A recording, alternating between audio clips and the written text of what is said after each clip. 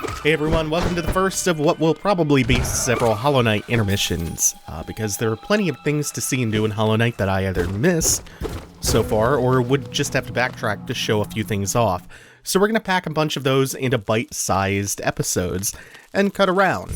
First, I know I said we were done with Deepness, but there are still cool things left to show here, like the Weaver's Den, hidden in this pocket of the map to the southeast of the distant village.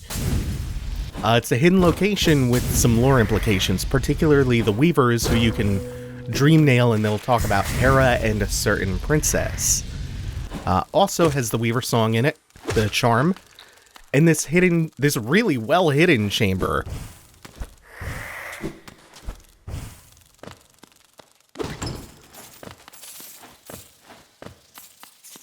With a glyph behind multiple false walls. And this glyph is called the Seal of Binding. And we'll talk more about that in the main LP. Also in Deepnest is an NPC who might offer an explanation for something that doesn't get addressed much otherwise. And they will even change their mask each time you re-enter their room. This is the Mask Maker. Is a mask or face upon the creature? In Hallownest, a difficult thing it can be to decipher. A wonderful thing to have a face, not a thing with which we are all blessed. For this kingdom's faceless, I shall provide. A mask, a face, does it need one, does it not? To define, to focus, to exist. And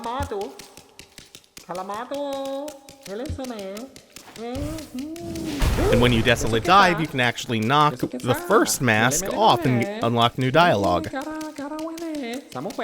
It sees the face beneath, or could it just be another mask? Truth in Hallownest is always buried deep. How many layers will it pry through?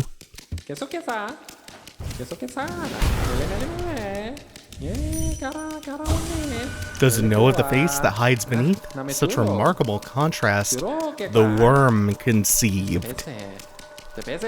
There's that worm again. To change a face, to conceal it fully within another, a powerful protection that is, but one with sad consequence. The original mind is destroyed, though those of striking will may still retain a sliver of that concealed self.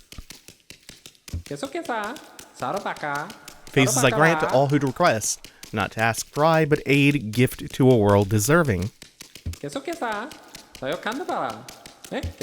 So next, we are going to go find Cloth, who we just missed in the Ancient Basin last time we were here.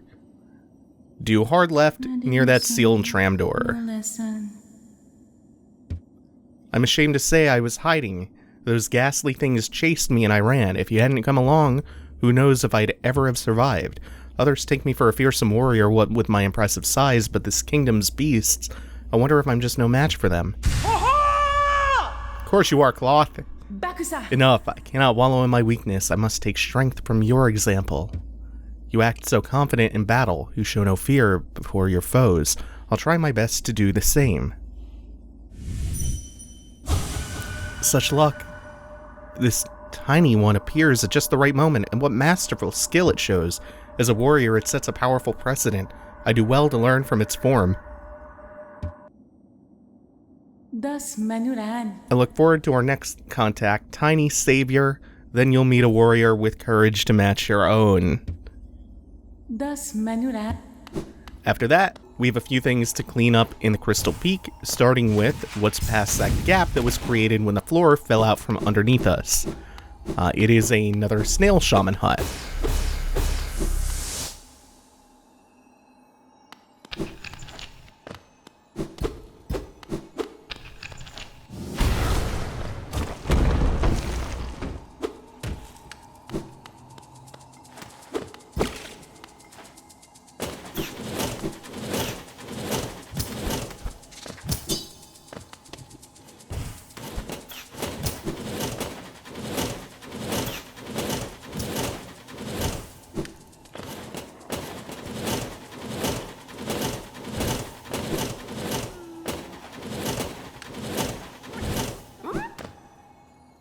And the grub is not the only thing that we'll find for doing this platforming challenge. Because you see, after a little bit of platforming, we come to this crystal with another snail shaman trapped inside.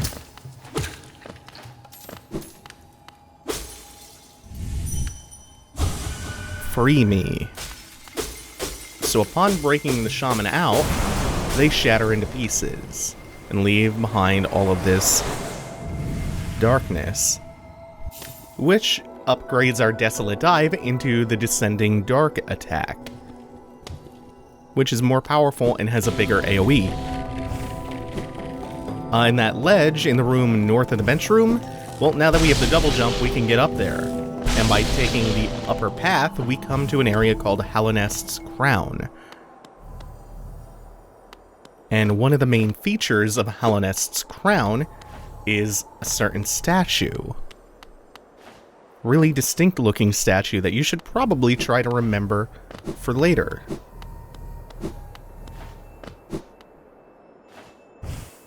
And there's some pale ore at the base of it.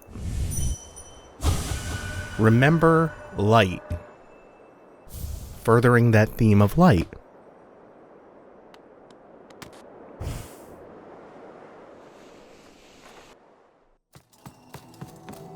And then one last thing in Crystal Peak is the refight of the Crystal Guardian. This time it's against the Enraged Guardian. And the main difference is that there are more lasers, and he does twice as much damage. Still pretty easy, so much so, in fact, that I apparently decided I didn't need to actually avoid any damage, and I just took all of it.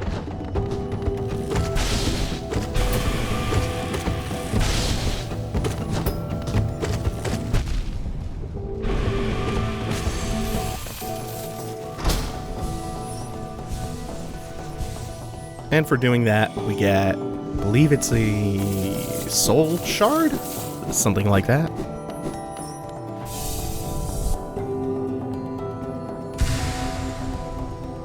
Not quite. Close enough. After that, we're going back to Fog Canyon. And as a reminder, Fog Canyon is the zone that we haven't really explored too much, but it connects Green Path to the Queen Station. So we've been through some of it. We've seen this before.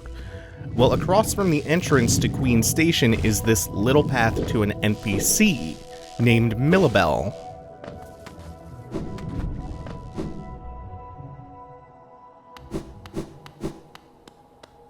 Milla Belle is a banker. Oh, bakura finero. For 100 Geo, we can open up an account with her.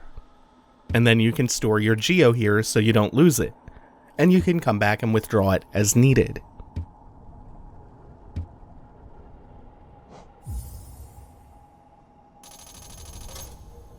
Destio, Geo.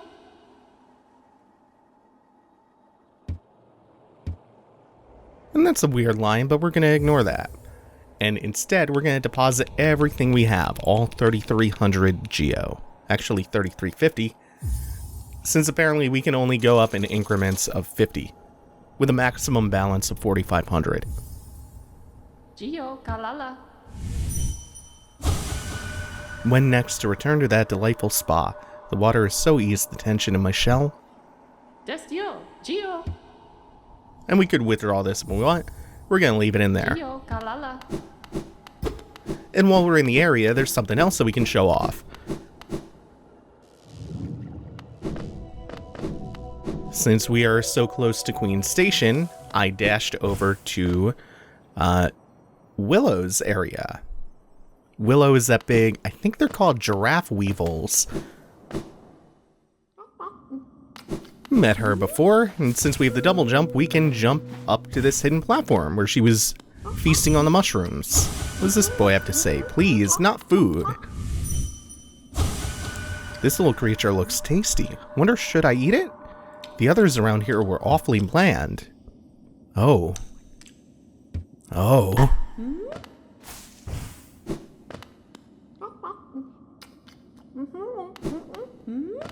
Well, Actually, let's go back to Milla Belle, because I need money to pick a key up from Sly in order to do a few more things.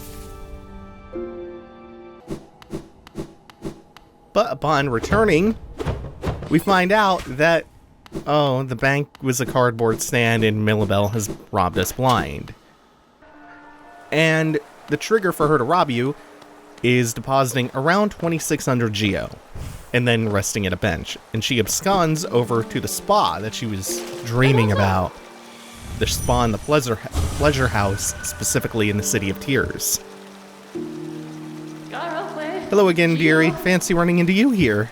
Is it your Geo you're after? Well, you see, it's a sad thing, but it's gone. All spent. The cost of running a bank can be high, so I had to charge a somewhat large service fee to your account. Perfectly legitimate, of course, just part of the whole banking deal. But thank you so much for visiting me, and run along now, won't you? If you allow me some privacy, I'll be done here soon, then you can have the spa all to yourself. No hard feelings, okay? So that whole rant I went on about Hollow Knight maybe being anti-capitalist? It's... the plot thickens on that, huh?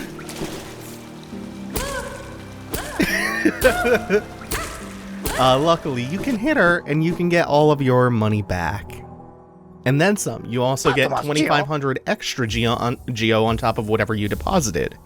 You just have to knock her around a bunch while she retracts into her shell. And there's something else we can do in the area. We had to make a pit stop at Sly to get that fancy elegant key, which unlocks after you give him the shopkeeper's key from Crystal Peak that we already picked up. The elegant key unlocks the door we found up the elevator near the bench in the Soul Sanctum area. And there's another Soul Warrior mini-boss here.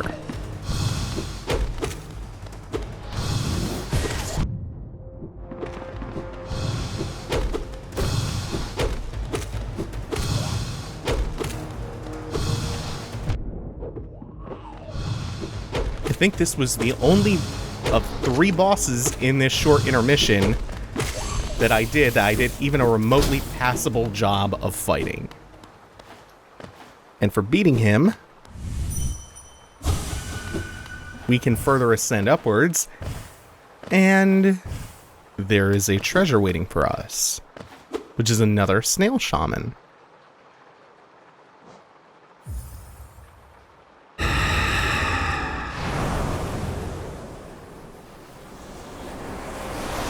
And another snail shaman means another upgrade, this time to our fireball. The vengeful spirits become the shade soul. Are you seeing a theme, a pattern here?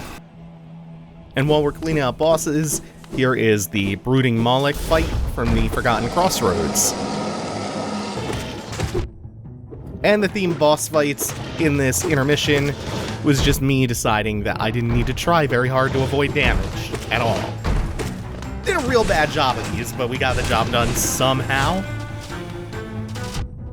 What I didn't realize about brooding Moloch that I think I was supposed to have picked up on is that the way you avoid this attack that blankets one side is just as soon as you see him expel all of the juice, you just air dash over him to the other side.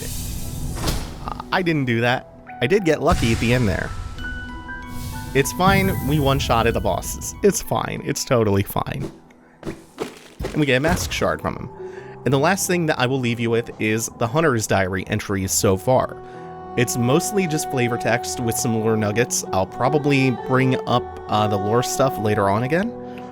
And I'm going to go through this really fast, so feel free to slow it down if you like. Thank you all for watching, take it easy, have a good one.